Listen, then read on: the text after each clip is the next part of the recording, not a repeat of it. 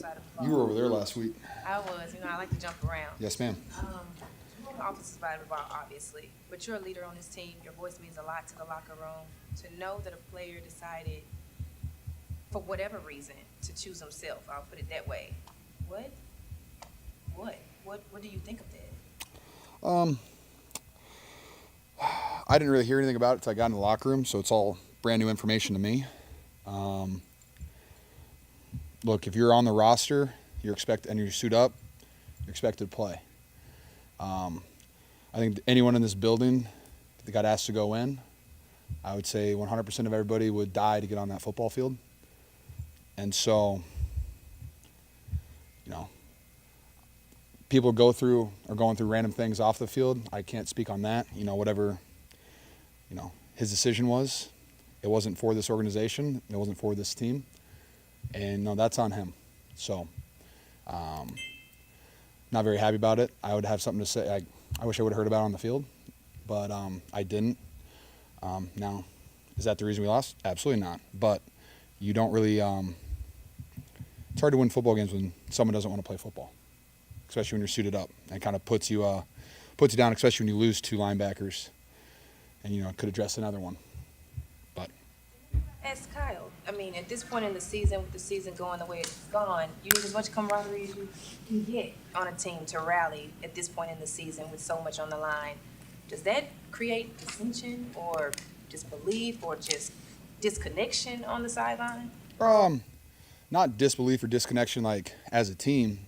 That is one person who just decided not to, play for his teammates. And I don't think that doesn't make our offense look at each other and be like, wow, man, we're falling apart. It's more of or like the defense, hey, we're falling apart. It's more of a one person making like Mooney said, a selfish decision. And I'm with Mooney on that. And I've never been around anybody that's ever done that. And I hope I'm never around anybody that does that again. Juxtapose that against what Dre did tonight. What was that like to watch? All I asked for my tight end room today was to play with 1/5 of the energy that Dre Greenlaw brings on every single snap. And I thought our tight room did a good job about that. I thought, we brought energy. We tried our best. Dre Greenlaw is one of my favorite football players to ever watch. The energy that he plays with, the violence that he plays with on every single snap. And you can just tell the energy that he brings to the entire defense and the entire team is infectious. It's unique. It's one of a kind. And he is an absolute unicorn of a football player. And it was just so fun to see him have the opportunity to play again tonight. Why is it so hard for the offense to find a rhythm and produce tonight?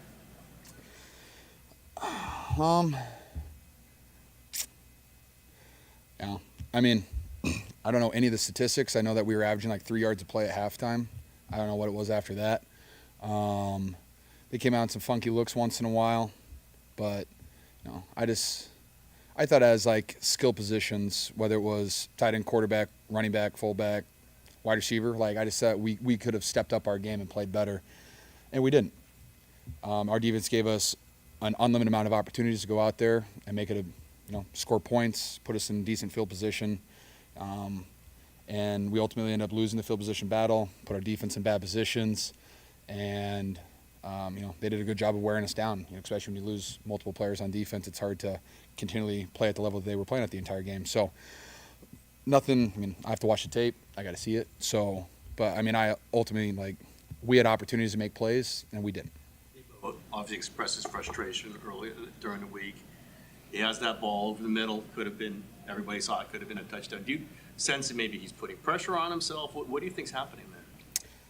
I don't really see Debo drop passes like that. I think he's one of the best in the world when it comes to being open across the middle of the field and taking the ball to the house.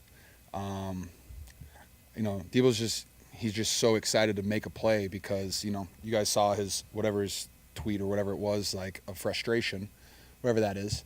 And I think it's not an anxiety. It's just he's just so giddy and ready to play football. And I've never seen him drop a pass like that before. So, like I said, it didn't need to come down to that. And I know, whatever Debo said to you guys, I bet you he's hurting. But Debo's he's still a very talented player, and I need him to continue to play at a high level for the rest of the season. It's like they threw a decent amount of press man, at least much more than the Bears did last week. I mean, why has press man specifically been a challenge for this offense this season? It's a good question. I don't really feel troubled by it. I like press man. I like being physical. I like it when guys are in my face. Teams do a really good job of that. When you play the press man with the lurk stuff, it takes away, they do a good job about taking away your first read. And you rely on your, third and fourth guys to, win these one-on-ones. And when you have a good pass rush too, it's hard to get to the third and fourth guy. And so I think a lot of teams have been doing a really good job about that, whether it's, some of our favorite concepts are doing a good job of taking away. But, I mean, our offense just continually throughout the season, and I've said 100 times, is we have to play better. We have to take advantage of the opportunities that are in front of us, and we did not really do that tonight. George, when you Brock was kind of kicking himself for being aggressive on the interception rather than checking it down, but I think part of the reason he's been successful, he's been aggressive in his career. So, I mean, how do you balance that, and how do you look at Brock when he's kind of taking a bullet after this one, saying he's failed the team? It's a team sport. It is. And I know, the quarterback position is highlighted because you're responsible for the football in every situation. I can say that it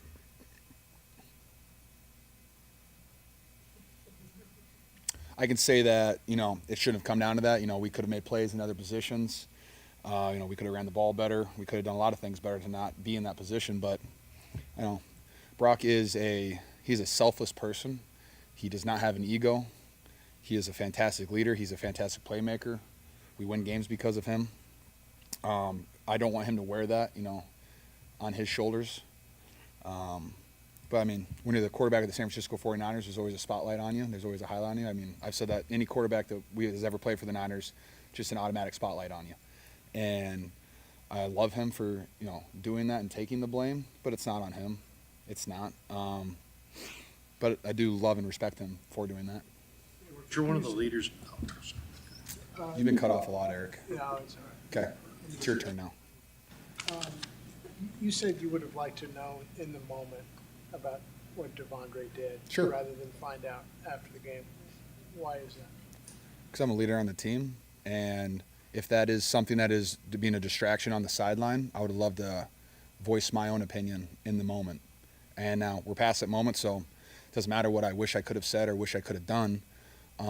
But I don't like distractions on the sideline. I think that's ignorant, and I think it's just dumb. It's just stupid, and it's very immature. And I just don't see how that's I just don't see how you can do something like that to to your team.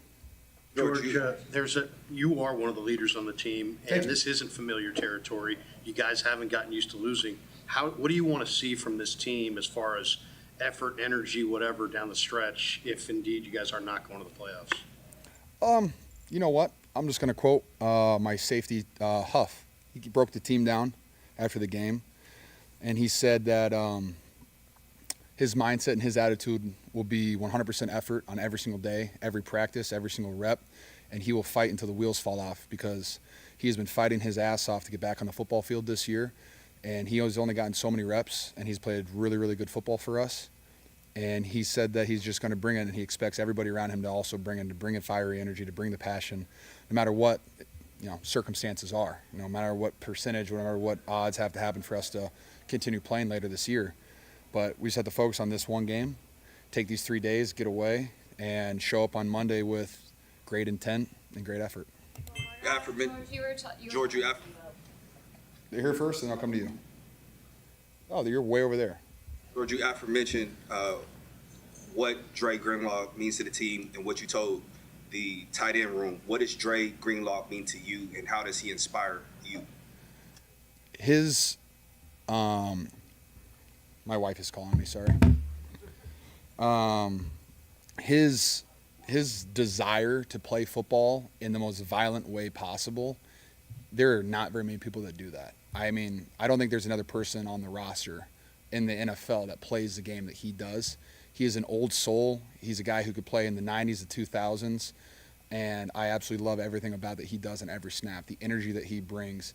He could be on the other side of the damn field, and they could have a screen away from him, and he's going to somehow end up in the film, somehow on top of the pile, screaming and hyping up everybody around him. And when you have people like that on your team, it gets everybody going. And he is that player for us. He makes Fred play better. He makes Huff play better. He makes Bosa play better. And when you feel that out there, our defense is so much better with a guy like Dre Greenlaw. And he inspires our offense. When you see him make those plays, he's an incredible one-of-one person.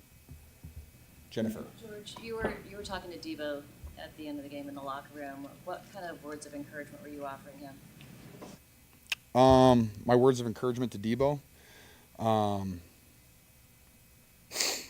Do I want to share that with you guys? I don't know. Basically just said, one, there's things that you just have to take on the chin.